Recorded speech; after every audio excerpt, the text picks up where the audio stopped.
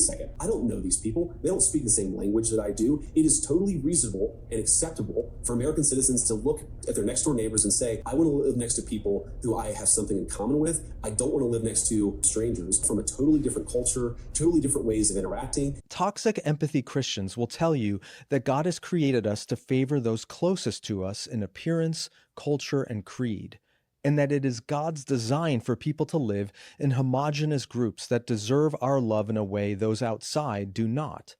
In other words, these empathy-suspicious Christians have rebranded Darwinism, racial segregation, and selfishness as Christian virtues rather than worldly vices.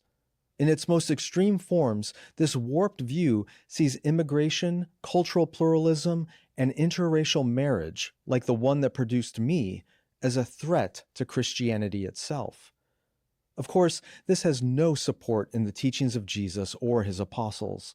In fact, the New Testament flatly contradicts this message, but that hasn't stopped it from finding an eager audience among those looking for a reason to exclude rather than embrace.